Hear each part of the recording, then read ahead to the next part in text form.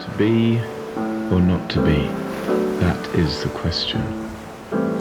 Should we try somewhere else? In Grand Theft Hamlet, documentary filmmaker Penny Grills and stage actor Sam Crane depict the staging of a production of Hamlet within the world of Grand Theft Auto Online.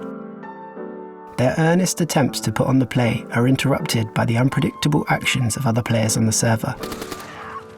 Early on in the film, when Crane delivers a soliloquy within the game, an interloper fires rockets at him, interrupting his monologue in the most disruptive of ways.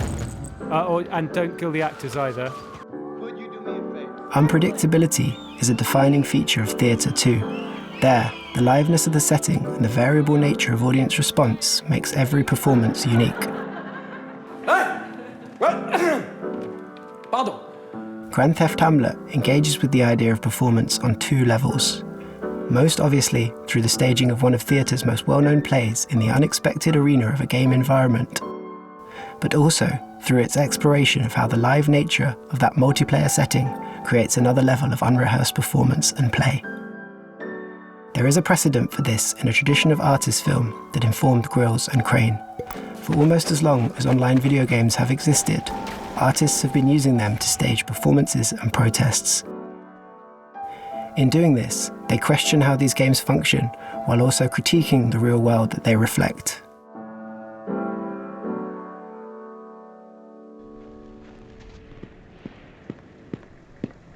Frag out!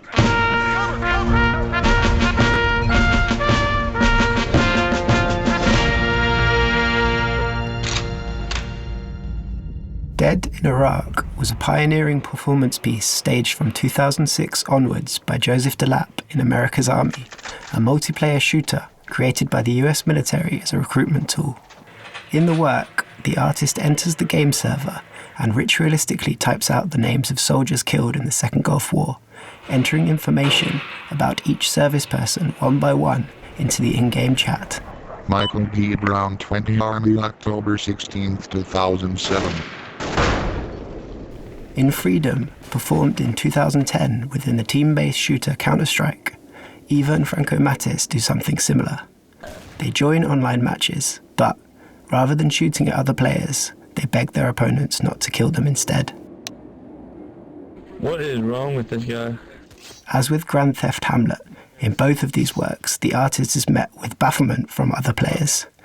Gamers are online to play the game, and the artist crashes in, trying to subvert that experience and push a message upon them. Oh my god, what? He's saying dead people's names. When they explain their pacifist project, one player says to Eva and Franco Mattis, "Okay dude, if you're just an artist, then go play in Paint, don't play Counter-Strike." The artist forces the player to think in a way that they didn't want to. Gamers play games to suspend disbelief and have fun, not to contend with the meaning of their violent in-game actions, or consider any connection that the game may have with war or real-world death.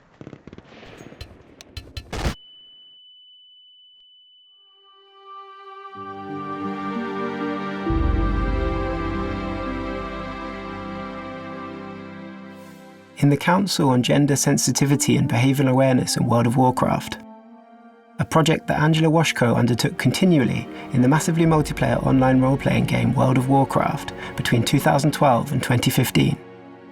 The artist also engaged with performance through conversation with game players.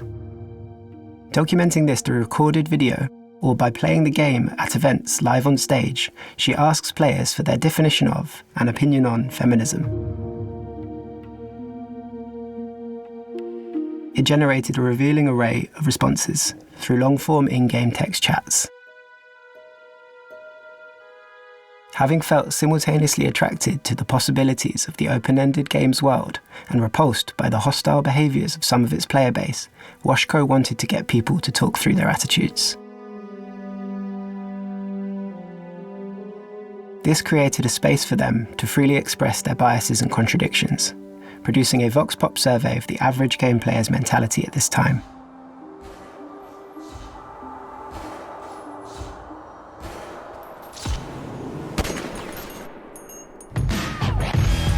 In 99 Problems Wasted, Georgie Roxby-Smith explores violence towards women by moving through Grand Theft Auto Online using a feminine-presenting avatar. approaching players and killing herself near them. These deaths are then edited into a montage that was released as a video in 2014. Besides the intensity of the graphic deaths, the responses of the other players are noteworthy. Disinterested and desensitized, most are non-reactive. Roxby Smith's avatar respawns, protesting against this dispassion violently and infinitely. These performances show how real-world prejudices do not disappear within virtual worlds, but instead persist, becoming heightened by the distancing effect of digital anonymity and the refusal of players to acknowledge the real person that lies behind every avatar.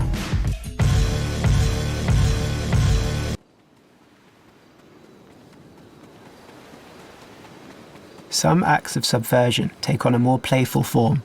Brent Watanabe's surrealist project, San Andreas Deer Cam, was presented as a live stream in 2016, also taking place in Grand Theft Auto Online. It sees the artist insert an autonomous model of a deer into the multiplayer environment, letting viewers watch as the deer travels peacefully through the city of its own accord. Operation Jane Walk, performed at events and on live streams by the game art collective Total Refusal, and released as a documentation in 2018, also re-engineers an online space for artistic use. This is New York, a fascinating city, an incredible city. The group takes players on an architectural tour of one of the levels of the squad shooter Tom Clancy's The Division, an environment that is useful to the artists for its realistic depiction of New York. A guide walks participants through the game space, contextualizing the structures that are seen. This is the UN headquarters, built in '52, you have seen it before. The style is minimalistic. This is one of the most important icons of modernism. In both pieces, the game's design function is reorientated entirely. San Andreas Deer Cam turns the violent world of Grand Theft Auto into something closer to a relaxing form of slow cinema. And in Operation Jane Walk, the realistic design of a digital simulacra permits players to travel virtually to New York and learn about the architectural history of the city and the politics of its urban design. As in Grand Theft Hamlet, players who are participating in this repurposing of the game are urged to disregard the players that use it for its intended aim. Please ignore this, guys. These are just enemy bullets. Oh, I think I'm wounded. You're wounded? Given that they are designed primarily for play, we may not expect video games to be a fruitful site for performance. But it is in this strange disjuncture between the intended function of a game and its creative repurposing by artists that the most interesting uses of the game space emerge. It is not only artists that have seen the potential of online multiplayer games as arenas for performance, provocation, and protest.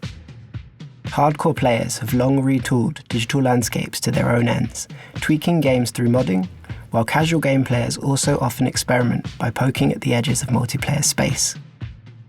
This flexibility and creativity can be seen in everything from the thousands of in-game weddings that are staged in massively multiplayer games every year, to concerts by major artists like Travis Scott and Ariana Grande in Roblox or Fortnite, and even recent protest marches for the liberation of Hong Kong and Palestine within games as varied as Animal Crossing and Pokemon Go. Grand Theft Hamlet is another striking instance of this phenomenon. A film that bridges the gap between this history of in-game performance in artist film and more recent popular reframings of the use of game space. By staging a production within a video game, the film shows the challenges of placing a performative art form like theatre within the unpredictable medium of online gaming. But it also reveals the value too.